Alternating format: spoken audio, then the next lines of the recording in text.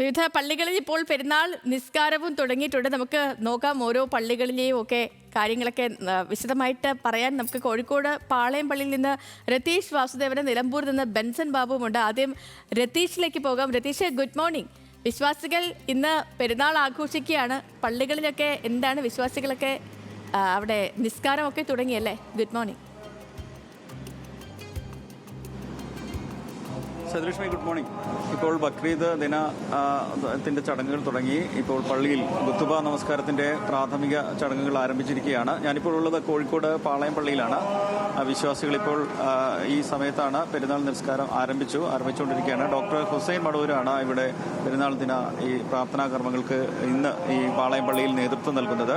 നമുക്കറിയാം, വലിയ തരത്തിലുള്ള ത്യാഗത്തിൻ്റെ ഓർമ്മ പുതുക്കുന്ന, അതിൻ്റെ ആത്മവിശ്വാസം പുതുക്കുന്ന, അതിൻ്റെ നന്മയൊക്കെ ഓർക്കുന്ന ഒരു ദിനമാണ് വലിയ പെരുന്നാൾ. ഇബ്രാഹിം നബിയുടെയും മകൻ ഇസ്മായിൽ നബിയുടെയും ആ ത്യാഗത്തിൻ്റെ ഓർമ്മ, ആ നന്മ, അത് ആഘോഷിക്കുന്ന ദിനമാണ് ഇന്ന് വിശ്വാസികൾക്ക്, ഇസ്ലാം മത വിശ്വാസികൾക്ക് വലിയ പെരുന്നാൾ. വലിയ തരത്തിൽ വീട്ടിലെ സൗഹൃദങ്ങൾ പുതുക്കി ബന്ധുവീടുകളിലെത്തി അത്തരത്തിൽ വലിയ ആഹ്ലാദം പങ്കുവയ്ക്കുന്ന ഒരു ദിനമാണ്. പ്രത്യേകിച്ച് രാജ്യത്ത് ഇന്ന് വലിയ ആശങ്കകൾ നിലനിൽക്കുന്ന അവസരത്തിൽ എത്ര കരുതലോടെ, എത്ര ജാഗ്രതയോടെ തന്നെ ഇത്തരത്തിൽ ഈ ആഘോഷങ്ങളിൽ ഉൾക്കൊള്ളണം എന്ന വലിയ പാഠം കൂടി നൽകുന്നതാണ് ഇന്നത്തെ വലിയ പെരുന്നാൾ ദിനം. അതുകൊണ്ട് തന്നെ വിശ്വാസികൾക്ക് ഈ ആഘോഷ ദിനം വലിയ പ്രാധാന്യമുള്ളതാണ്. അതുകൊണ്ട് തന്നെ ആ കരുതൽ ഹുസൈൻ മടവൂർ തൻ്റെ സന്ദേശത്തിൽ നമ്മോട് പ്രതികരിച്ച സമയത്ത് അത്തരത്തിൽ രാജ്യത്തിനകത്തും പുറത്തുമുള്ള ദേശവിരുദ്ധ ശക്തികളെ കരുതലോടെ കാണേണ്ട, അത്തരത്തിൽ സമൂഹവും ഇന്ത്യയും ഒക്കെ ഒന്നിച്ചു നിൽക്കേണ്ട, മതേതരമായി ഒന്നിച്ചു നിൽക്കേണ്ട സമയം കൂടിയാണ് ഈ വലിയ പെരുന്നാൾ ദിനമെന്ന് സൂചിപ്പിച്ചു. അത്തരത്തിൽ ഐക്യത്തെയും കൂടുതൽ കരുതലോടെ രാജ്യത്തിന് വേണ്ടി ചേർന്ന് നിൽക്കേണ്ട പ്രാധാന്യം കൂടി പറയുന്ന ഒരു വലിയ പെരുന്നാൾ ദിനമായി കൂടി ഇതിനെ വിശ്വാസികൾ ഉൾക്കൊള്ളുന്നു, ആഘോഷിക്കുന്നു എന്നതുകൂടി ഈ കാലത്തെ പ്രസക്തമാണ്. എന്തായാലും കോഴിക്കോട് വിവിധ ഇടങ്ങളിൽ ഇതുപോലെ ഈദ്ഗാഹുകൾ നടക്കുന്നുണ്ട്.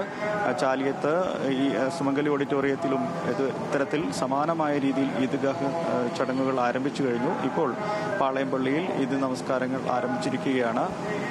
ഡോക്ടർ ഹുസൈൻ മടവൂരാണ് ഇത്തരത്തിൽ ഈ പ്രാർത്ഥനാ കർമ്മങ്ങൾക്ക് ഈദ് നമസ്കാരത്തിന് നേതൃത്വം നൽകുന്നത്. അല്പസമയത്തിനുള്ളിൽ ഈദ് നമസ്കാര പ്രഭാഷണങ്ങൾ ആരംഭിക്കും. എന്തായാലും ശരി രതീഷ്, ഞാൻ നിലമ്പൂരിലേക്ക് കൂടി പോവുകയാണ്. ബെൻസൺ ഉണ്ട് നിലമ്പൂരിൽ നിന്ന്. ബെൻസൺ, നിലമ്പൂരിൽ എന്താണ് കാഴ്ചകൾ? വിശ്വാസികളൊക്കെ പ്രാർത്ഥനയിൽ ആണ് എന്ന് മനസ്സിലാക്കുന്നു. സ്ഥാനാർത്ഥികൾ ആരെങ്കിലും അവിടേക്കൊക്കെ എത്തിയിട്ടുണ്ടോ? ഒപ്പം നിലമ്പൂര് തിരഞ്ഞെടുപ്പ് ചൂടിൽ കൂടിയാണല്ലോ.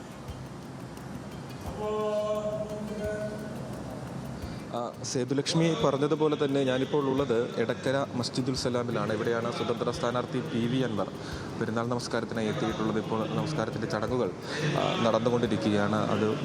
അതിൻ്റെ അവസാന ഘട്ടത്തിലേക്ക് എത്തിക്കൊണ്ടിരിക്കുകയാണ്. തുടർന്ന് PV അൻവർ വിശ്വാസികളോട് വോട്ട് തേടും. ഇവിടെ എത്തിയിട്ടുള്ള നിരവധിയായിട്ടുള്ള വിശ്വാസികളുണ്ട്, അവരുമായി സംസാരിക്കും, അവരോട് വോട്ട് തേടും. ഇന്ന് ഔദ്യോഗികമായിട്ടുള്ള പ്രചാരണ പരിപാടികളൊന്നും തന്നെ ഇല്ല. ഇന്നലെയും അത്രത്തോളം കാര്യമായിട്ടുള്ള പ്രചാരണ പരിപാടികളൊന്നും തന്നെ ഉണ്ടായിരുന്നില്ല. കാരണം ഈ പെരുന്നാളിൻ്റെ തിരക്കുകളിലായിരുന്നു ആളുകൾ. അതിനാൽ തന്നെ അത്രത്തോളം കാര്യമായിട്ടുള്ളൊരു പ്രചാരണ പരിപാടികൾ ഇന്നലെയും ഇന്നും ഇല്ല. എന്നാൽ വീടിനടുത്തുള്ള, അതോടൊപ്പം തന്നെ തൊട്ട് സമീപത്തുള്ള ആളുകളെ നേരിൽ പോയി കാണുകയും സുഹൃത്തുക്കളുടെയും ബന്ധുക്കളുടെയും വീടുകളിൽ പോവുകയുമാണ് ചെയ്യുന്നത്. അതോടൊപ്പം തന്നെ ഇന്ന് ഈ എടക്കര സൗഹൃദ കൂട്ടായ്മയുടെ പേരിൽ, അല്ലെങ്കിൽ സൗഹൃദ കൂട്ടായ്മയുടെ നേതൃത്വത്തിൽ ഒരു വികസന സംവാദം സംഘടിപ്പിച്ചിട്ടുണ്ട്. അതിൽ 3 സ്ഥാനാർത്ഥികളും പങ്കെടുക്കുമെന്നാണ് അറിയിച്ചിട്ടുള്ളത്. അത് ഇന്ന് ഉച്ച തിരിഞ്ഞ് 3 മണിയോടുകൂടിയാണ് അത്തരത്തിലൊരു പരിപാടി സംഘടിപ്പിച്ചിട്ടുള്ളത്. അതിൽ 3 സ്ഥാനാർത്ഥികളും പങ്കെടുക്കുമെന്ന് സംഘാടകർ അറിയിച്ചിട്ടുണ്ട്. പക്ഷേ 3 പേരും പങ്കെടുക്കുമോ എന്നതിലൊരു വ്യക്തതയില്ല. നിലവിൽ സൂചിപ്പിച്ചതുപോലെ തന്നെ കാര്യമായ പ്രചാരണ പരിപാടികൾ നിലമ്പൂരിൽ ഇല്ല.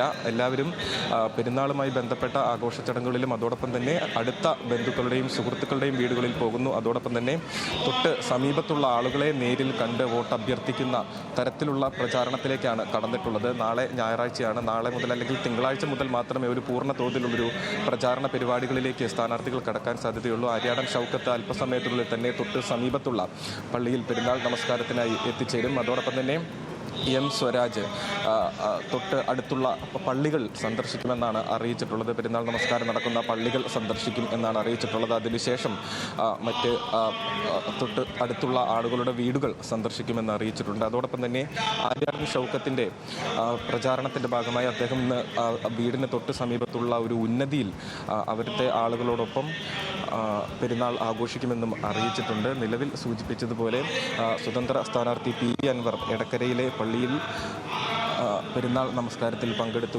ശരി ബെൻസൺ, അപ്പോൾ പള്ളികളിലെ കാഴ്ചകളാണ് നമ്മൾ കണ്ടത്. അവിടെ നിസ്കാരം നടക്കുകയാണ്, പെരുന്നാൾ നമസ്കാരം നടക്കുകയാണ്. നിലമ്പൂരിൽ സ്ഥാനാർത്ഥി PV അൻവറും എത്തിയിട്ടുണ്ട്. അപ്പോൾ സ്നേഹത്തിൻ്റെ സന്ദേശം പകർന്ന് ഇസ്ലാം മത വിശ്വാസികൾ ഇന്ന് പെരുന്നാൾ ആഘോഷിക്കുകയാണ്. പള്ളികളിൽ നിന്നുള്ള കാഴ്ചകളാണ് പ്രിയപ്പെട്ട പ്രേക്ഷകർ കണ്ടത്. വിവരങ്ങൾ നൽകുകയായിരുന്നു രതീഷ് വാസുദേവനും ഒപ്പം ബെൻസൺ ബാബു.